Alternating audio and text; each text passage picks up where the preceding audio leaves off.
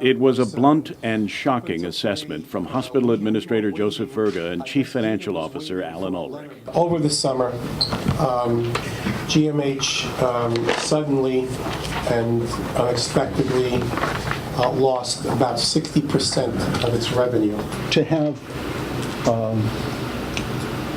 60% of our cash flows disappear in 1 month with 2 months left creates a very dire situation for the hospital. As a result, Verga said, the Calvo administration had to bail out the hospital this month with a $4 million injection of cash so that the hospital could make its payroll. The last 2 weeks, the Guadalupe did come to our aid and transferred funds to us in order to continue to operate and make payroll. We had basically zero in the bank for our payroll on the 16th.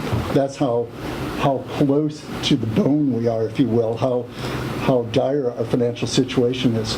And it gets even worse. Medical Director Dr. Larry Lizama pointed out that GMH has no money left in its 2013 budget, and the end of the fiscal year is still over a month away. How do we fund the continuous service, the healthcare service that we deliver in this hospital, when we don't have any more money in our budget or any identified source of funding for the next 6 weeks to the tune of $15 million? $13 million?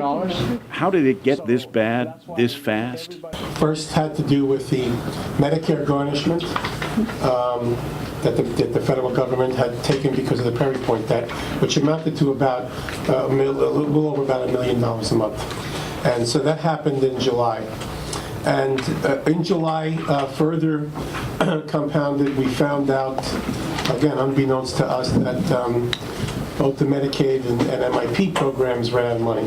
So we were not getting paid by both Medicaid and MIP. The crisis follows recent passage of 2 bills signed into law by the governor that were supposed to bolster the hospital's finances, but have not. The expanded bond borrowing authority has yet to be implemented, and CFO Ulrich says no money has been received from the gaming tax bill yet. But perhaps the most disturbing aspect of the hospital's sudden financial crisis is that it comes on the heels of GMH's recent hard-won reaccreditation, granted on the basis of financial reassurances given to the Joint Commission, which had expressed reservations about the hospital's financial ability to maintain the required levels of quality care for patients. We continue to provide services. We continue to maintain safe care. However, we continue to struggle to do things like make payroll and to make payments to vendors because the last 2 months we've only been existing on the revenues generated by the private insurance companies, which only amounted to about maybe $3 million a month, which is quite a departure from the revenues that we